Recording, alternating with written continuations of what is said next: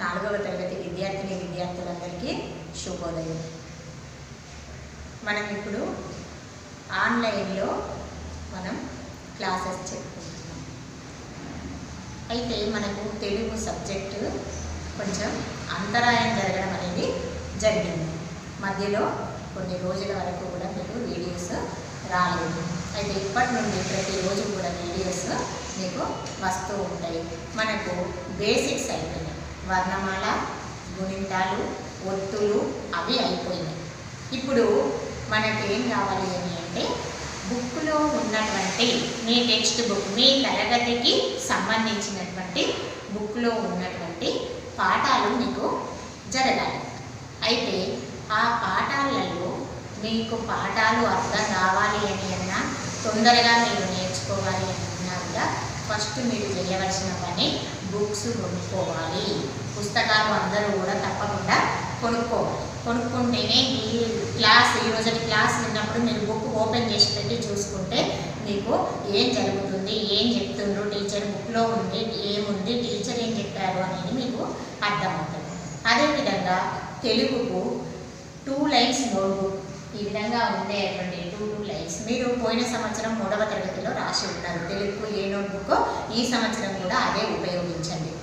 మీకు కొంచెం రాయడం ఇలాగో కూడా గుర్తుంది. అయితే మనం ఫస్ట్ ఏం చేద్దామంటే ఫస్ట్ లెసన్ 1వ పాఠం. ఇక్కడ మనకు 1వ పాఠం దేశభక్తి అనే పాఠం ఇవ్వడం జరిగింది.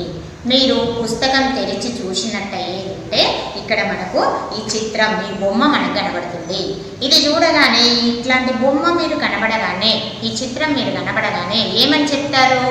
ఇది భారతదేశం అని చెప్తూ ఉంటారు. మనం భారతదేశంలో జన్మించాము కాబట్టి, పుట్టాము కాబట్టి మనం భారతీయులం.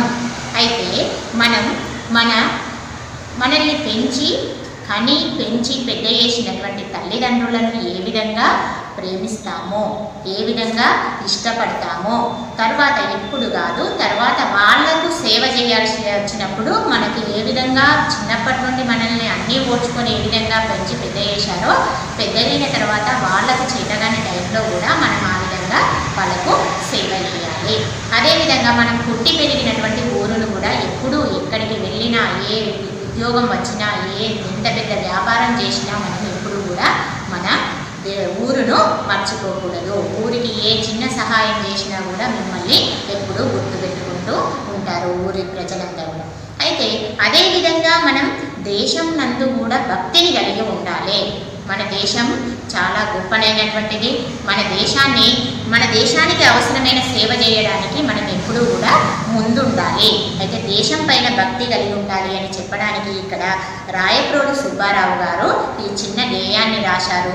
ఈ గేయం లోపల 4 పాదాలు ఉన్నవి.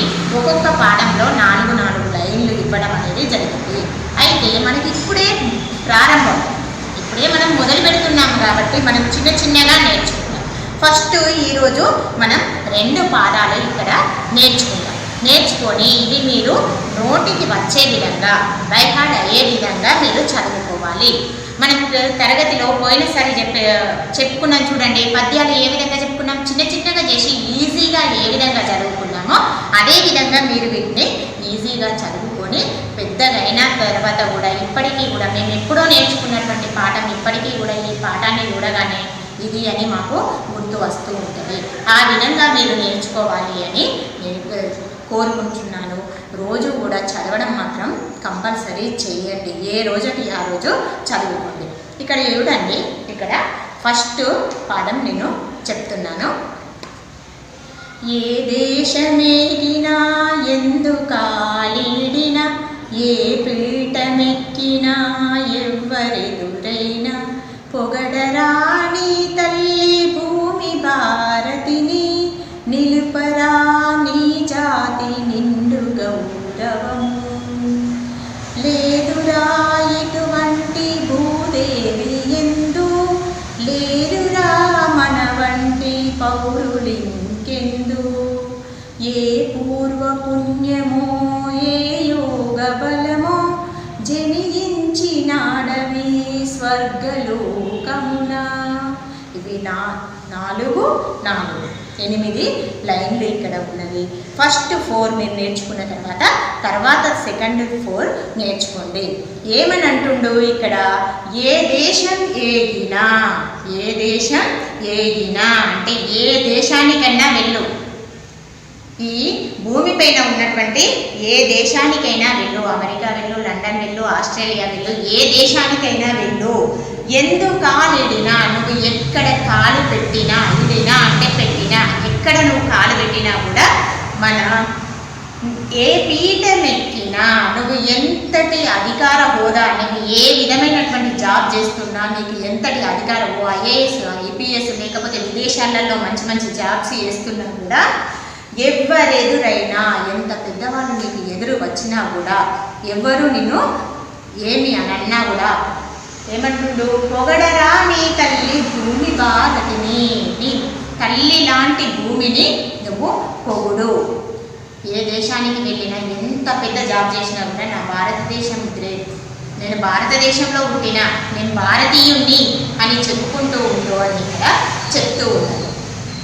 నిలుపరా నీ జాతి నిండు గౌరవము, నీ జాతి యొక్క, భారత జాతి యొక్క గౌరవాన్ని నువ్వు నిలుపు, పేరు ప్రతిష్టలను నువ్వు ఎప్పుడూ కూడా పెంచే విధంగా నువ్వు ప్రయత్నించు, వాటికి ఎప్పుడూ కూడా విఘాతం కలిగించకు, వాటిని ఎప్పుడూ కూడా కించపరిచేలాగా చెయ్యకు, భారతదేశాన్ని కించపరిచేలాగా చెయ్యకు అని చెప్తున్నాను.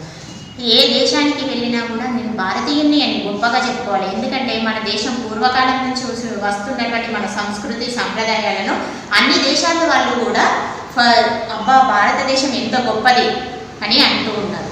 మనం ఇక్కడ అవమానపడడానికి, అయ్యో నేను భారతీయుని అంటే చులకనగా చూస్తారు అని అనుకోవడానికి అక్కడ ఏమీ కూడా అవసరం లేదు. మన భారతదేశంలో విభిన్న మతాలకు చెందినటువంటి వాళ్ళు, కులాలకు చెందినటువంటి వాళ్ళు, రకరకాలైనటువంటి వాళ్ళు కలిసిమెలిసి అన్నదమ్ముల్లాగా జీవిస్తూ ఉంటారు. మన దేశ సంస్కృతిని సంప్రదాయాలను అందరూ మనం జరుపుకునేటువంటి పండుగలు అట్లాంటి అన్నింటి విదేశాల వల్ల వచ్చి మన కట్టు బొట్టు మన వ్యవహారాలు అన్నింటినీ కూడా మెచ్చుకుంటూ ఉన్నారు. లేదు సెకండ్ చూడండి, లేదురా ఇటువంటి భూదేవి ఎందో, ఇట్లాంటి భూమి ఏ దేశం, ఇటువంటి భారతదేశం వంటి దేశం ఎక్కడా కూడా భూమి మొత్తం కూడా లేదు అని అంటుంది.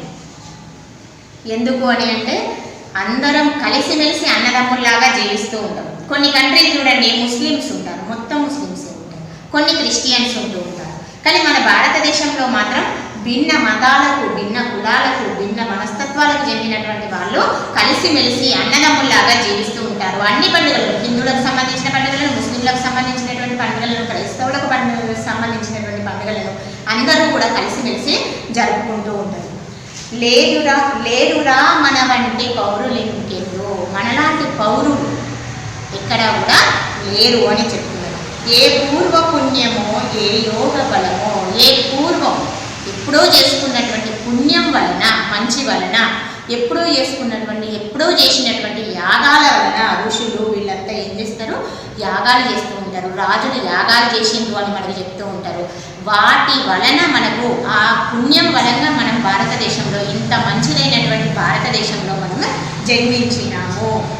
జన్మించినాడవి స్వర్గలోకంన, ఈ భారతదేశంలో నువ్వు జన్మించినావు అని ఇక్కడ చెప్తూ ఉన్నారు. వీటిని చిన్నగా చేసి మీరు ఫస్ట్ లైన్, సెకండ్ లైన్ అని రెండు లైన్లు గుర్తుపెట్టుకుంటూ, తర్వాత 4 లైన్లు ఒకసారి చదువుకుంటూ వీటన్నింటినీ కూడా చదవడం అనేది నేర్చుకోవాలి. ఇంకా మిగతా 2 రేపటి తరగతిలో మనం చదువుకుందాం. ధన్యవాదాలు.